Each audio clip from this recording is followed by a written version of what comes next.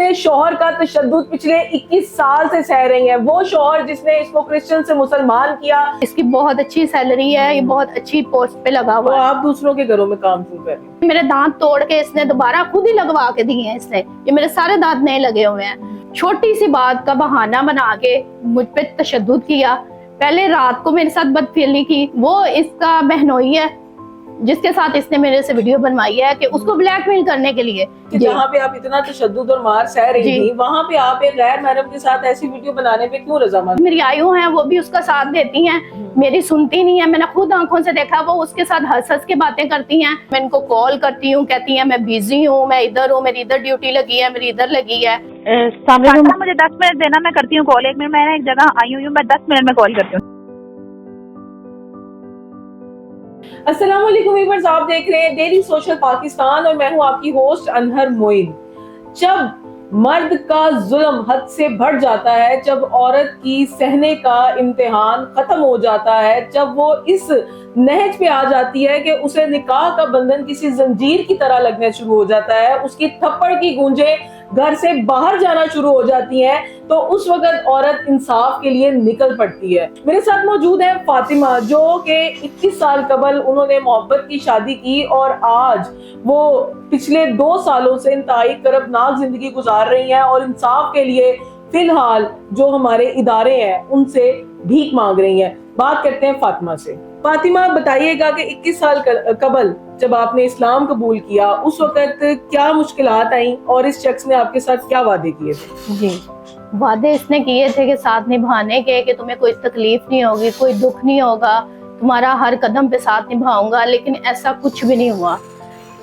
सारी 21 साल से लेके अब तक मैंने लोगों के घरों में सर्वेंट क्वार्टर रह के घरों में काम किया लोगों का। सारे इसके खुद ये क्या काम करता है? खुद ये लाहौर चैम्बर में काम करता है। क्या काम करता है? अच्छी तनख्वाह है जी, इसकी बहुत अच्छी सैलरी है, ये बहुत अच्छी पोस्ट पे लगा हुआ है। आप दूसरों के घरों में काम क्यों कर रहे हैं?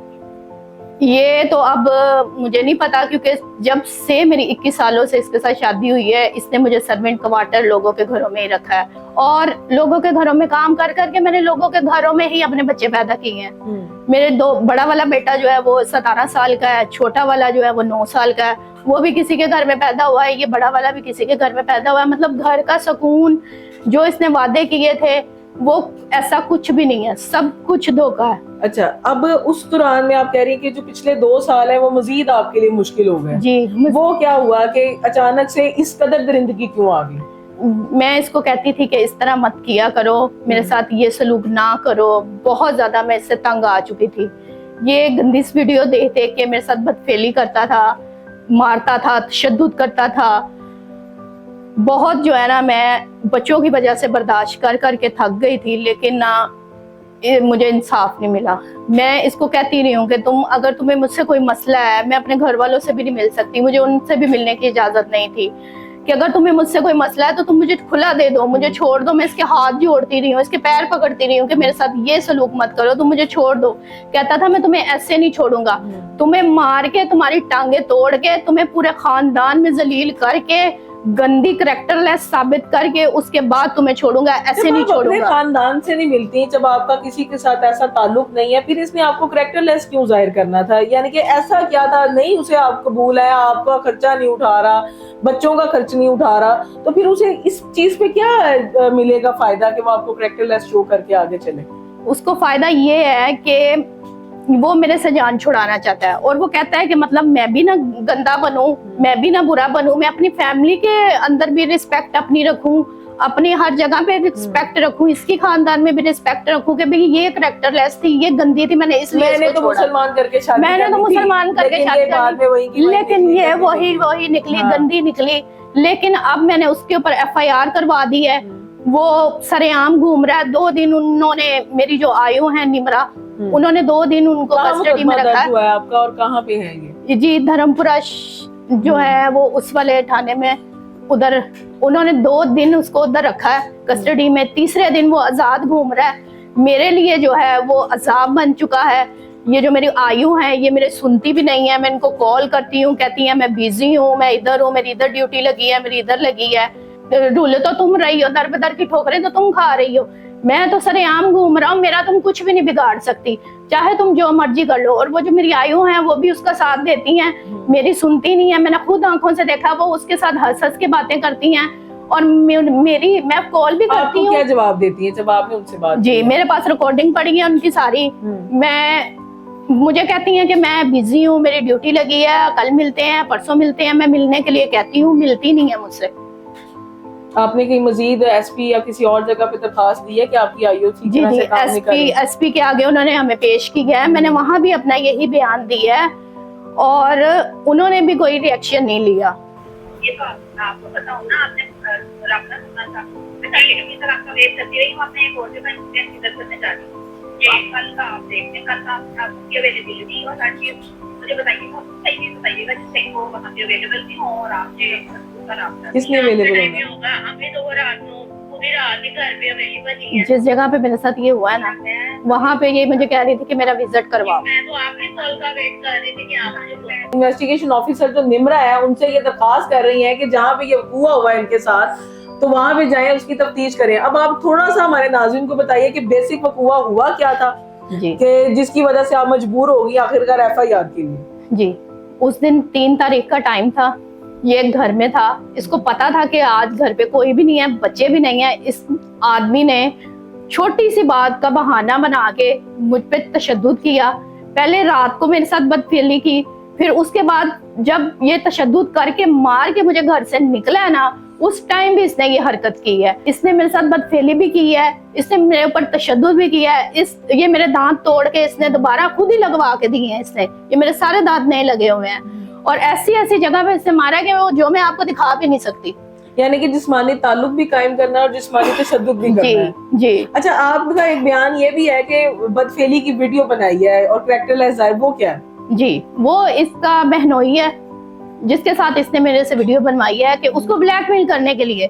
इसकी बहन है, जैसे कि आपने मेरे पहले प्रोग्राम में भी देखा होगा, मैंने बताया कि इसकी एक बहन है, वो घर में बसती नहीं है, उसकी आपस में उनकी बनती नहीं है। और ये कहता है कि हम बड़े बदमाश हैं, हम ये हैं, वो है, ये कर देंगे, वो कर देंगे, मार देंगे, किसी को भी मार के फेंक देंगे, हमारा कोई कुछ नहीं बिगाड़ सकता। ये अपनी बहन बसाने के लिए इसने मेरे से वो वीडियो खुद बनवाई है, पास सामने खड़े होके। ये हो गए हैं कोई 2-4 महीने और उस बंदे को भी मैंने खुद वॉइस करके उसको समझाया था कि अपनी जान की हिफाजत खुद कर लो।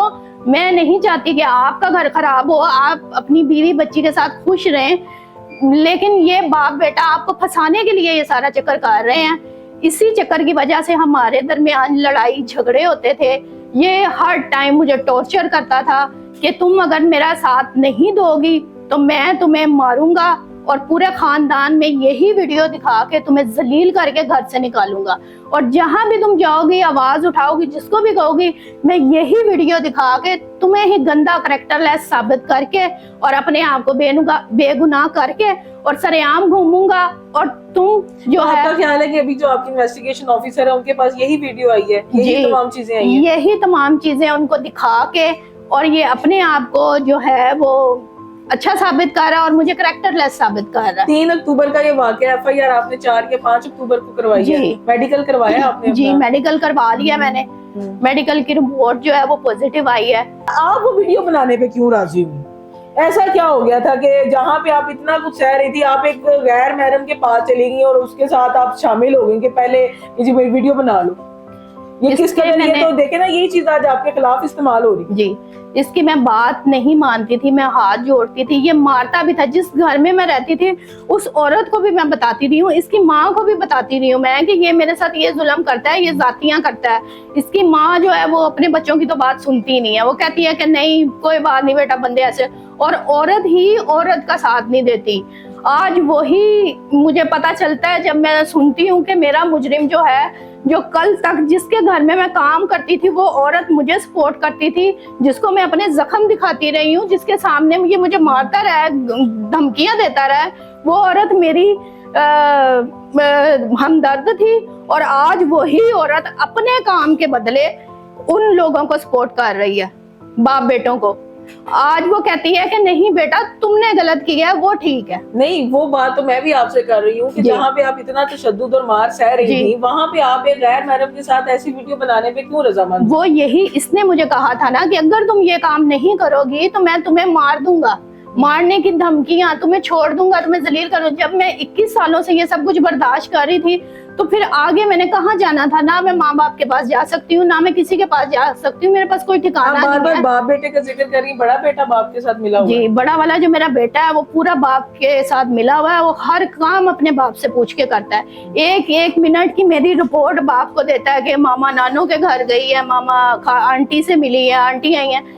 देखें, जिस बच्चों की खातिर मैंने 21 साल बर्दाश्त किया, जब वो बच्चे ही नहीं है मेरे साथ तो फिर मुझे क्या जरूरत है? यानी कि आखिरी पता था वो भी जो है वो खत्म हो गया। जी। यानी कि बच्चों की खातिर एक जुल्म और ज्यादती बर्दाश्त हो रही थी, आज वही बच्चा खड़ा होकर आपके जो है वो कैरेक्टरलेस होने का पूरा जी। पूरा एक सबूत मेरा फराहम बेटा कर रहा है। खुद मुझे फोन पे धमकियां दे रहा है, कह रहा है मेरे बाप को कुछ हुआ तो मैं आपको नहीं छोड़ूंगा, आप ये जो भी कर रही हो गलत कर रही हो। ऐसा वो अपने बाप का साथ क्यों दे रहा है? पैसे वाला है, उसको सपोर्ट करता है पैसों के जी। हवाले से। जी, और मेरे बेटे को मैंने ये कहा है कि बेटा तुम्हारे सामने वो मेरे पे तशद्दुद करता रहा है, तुमने 2-3 दफा मुझे बचाया है। तो कहता आपकी भी गलती है, मेरी क्या गलती है कि मैं अब चुप करके बर्दाश्त करती रहती थी, कि मैं इसको कहती रहती थी कि मुझे माफ कर दो, अगर तुम्हें नहीं समझ आती तो तुम मुझे छोड़ दो। क्या मसला आता था ऐसा कि आपके ऊपर तशद्दुद करना शुरू कर देता? मेरी उम्र में और उनकी उम्र में बहुत ज्यादा फर्क है। मैं 37 की हूँ और वो 51 के हैं। बहुत ज्यादा उम्र है उनकी, और उम्र की वजह से ही मतलब कोई भी मेरे पास, कोई मेरी दोस्त आ गई है या फिर घर का ही कोई बंदा आ गया या कोई माली आ गया, कोई ड्राइवर आ गया, उसने कहना कि हाँ हाँ इसके साथ तुम्हारा कोई ना कोई रिलेशन है। शक्की तबीयत है। शक्की तबीयत जो साइको आदमी होती है ना, नफ्सियाती मरीज है वो। अगर मैं आपसे बात कर रही हूँ ना कि तुम्हारी जी। माँ जो है वो एक गलत किरदार की औरत है, गलत किरदार की औरत है। तो जब अगर वो किसी से मिले, कहीं आया जाए तो उस पे नजर रखो जी। और मुझे बताओ ताकि मैं जी। उसे बता सकूं कि मुझे पता है कि तुम बहुत गलत जा रही हो। जी, वो मेरा बच्चा बहुत समझदार था, मेरा बच्चा मेरा प्रॉपर साथ देता था। लेकिन जब से इसने मेरा बच्चे को 24 घंटे उसके दिमाग में पता नहीं क्या भरता रहा, मेरा बच्चा भी ऐसा हो गया। अब वो भी नहीं मेरी सुनता, तो फिर जब बच्चा भी नहीं मेरी सुन रहा, जिनकी खातिर मैंने 21 साल तक बर्दाश्त किया इस इंसान को, तो फिर अब मेरा क्या फायदा? अब आप क्या चाहती हैं, क्या अपील करना चाहेंगी? जी, मैं ये अपील करना चाहती हूँ पंजाब पुलिस से, मरियम नवाज से, कि मुझे इंसाफ मिले। मेरा मुजरिम जो खुलेआम घूम रहा है, मैं दर बदर की ठोकरें खा रही हूँ, मुझे इंसाफ चाहिए। मुतल्लिका इदारों से यही कहना चाहेंगे कि ऐसी खवातीन जो कि इस हद तक तशद्दुद सह गई हैं, लेकिन अगर वो जिंदा सलामत खड़ी हैं और आज अपने हक के लिए लड़ रही हैं, तो उन्हें बराए करम इंसाफ फराहम किया जाए, ताकि और खवातीन जो कि घर बैठे इस वक्त जो घरेलू तशद्दुद का शिकार है और इस हवाले से वो बाहर नहीं निकलती, क्योंकि उन्हें पता होता है कि आगे इंसाफ तो मिलना नहीं, जो घर की छत है वो भी चली जाएगी। लेकिन अगर कोई औरत मजबूर होकर बाहर आ जाती है और वो इंसाफ के लिए दुहाई देती है, तो बराए करम कुछ वक्त निकाल लें, इस जगह अपनी बहन बेटी को समझ लें और इसका सदेबाब करें, ताकि कल को कोई और शख्स इस हद तक किसी के साथ ज्यादती ना कर सके। मिलेंगे इंशाल्लाह आपके साथ नए प्रोग्राम में। दीजिए अनहर मोइन को इजाजत। अल्लाह निगहबान। नाज़रीन गिरामी, कबल आपसे एक गुजारिश है कि हमारे चैनल को सब्सक्राइब कर लें।